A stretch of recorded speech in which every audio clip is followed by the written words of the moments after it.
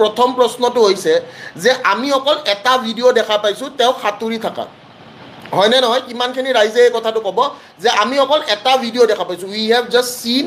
one video' তেওঁ সাঁতুৰি আছিলে হয়নে বহুতো নিউজ ডিলিট হৈ গৈছে কোনে কোনে দেখিছে মই নাজানো মই কিছুমান নিউজ দেখিছোঁ যিবোৰ নিউজ আপোনালোকৰ কি হৈছে যিবোৰ নিউজ ডিলিট হৈ গৈছে ডিলিট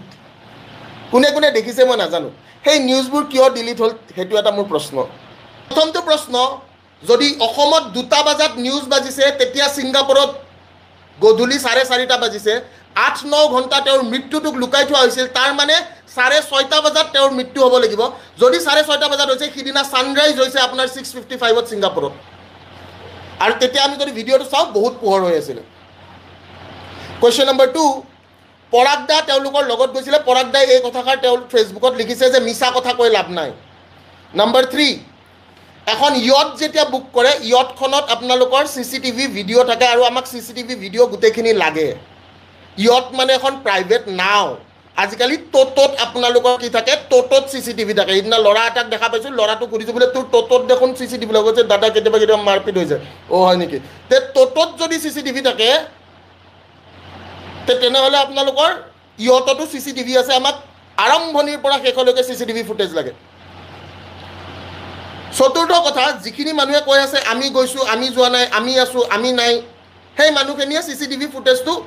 যদি দিব নোৱাৰে দেন অসমবাসী ৰাইজে কিছুমান ভাবিবলগীয়া কথা number 4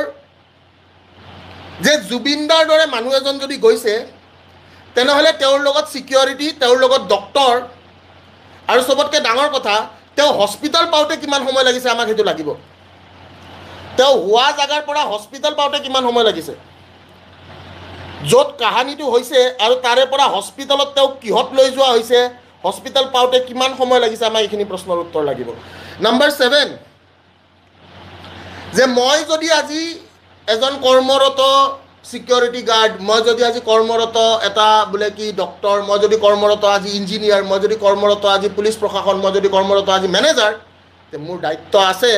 because my name is manager আৰু মই মেনেজাৰ মানে মই সকলো কথা গম পাব লাগিব যে তেওঁ কি খাব লাগে তেওঁ কি খাব নালাগে তেওঁ ক'ত যাব লাগে তেওঁ ক'ত যাব নালাগে তেওঁ কি কৰিব লাগে তেওঁ কি কৰিব নালাগে এইটো প্ৰশ্ন নম্বৰ 7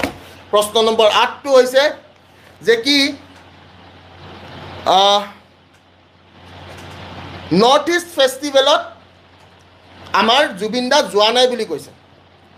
আৰু আমি সকলোৱে দেখিছোঁ যে জুবিন দাই বাৰে বাৰে কৈছিলে যে মোৰ ছিংগাপুৰত যাব মন নাই নৰ্থ ইষ্ট ফেষ্টিভেলত যাব মন নাই মোৰ ৰৈ ৰৈ বিনালেৰ বহুত কাম আছে মোৰ ডাবিং আছে আৰু যাব ইচ্ছা নাথাকাৰ স্বত্তেও তেওঁক কি তাতে লৈ যোৱা হ'ল আৰু কৈছে অৰ্গেনাইজাৰে আজি এটা স্পষ্টীকৰণ দিছে যে Zubeen Garg did not go to North East festival Zubeen Garg went for a vacation আমি খলি এটা কি কৰিছিলোঁ আমি এটা হোটেল বুক কৰি দিছিলোঁ নম্বৰ 10 তদন্ত যদি কৰিবলগীয়া আছে তেনেহ'লে তদন্ত ইণ্টাৰনেশ্যনেল আমাক কি লাগে আইফোন 17 Pro Max নে ৰেডমি আইফোন লাগে তো ইণ্টাৰনেশ্যনেল এটা যদি ইনভেষ্টিগেশ্যন এজেঞ্চি হয় ইণ্টাৰনেশ্যনেল ইনভেষ্টিগেশ্যন এজেঞ্চিটো এটা কি হ'ব এটা আইফোন আৰু যদি আমাৰ কি লোকেল ব্ৰেণ্ড হয় সেইটো হ'ব ৰেডমি তো মই আইফোন বিচাৰোঁ যদিও বা নাই বাট বিচাৰোঁ সপোন চবৰে আছে এতিয়া মই কোৱা প্ৰশ্নখিনি অসমৰ ৰাইজৰ প্ৰশ্ন হয় নে নহয় মই এইখিনি জানিব বিচাৰোঁ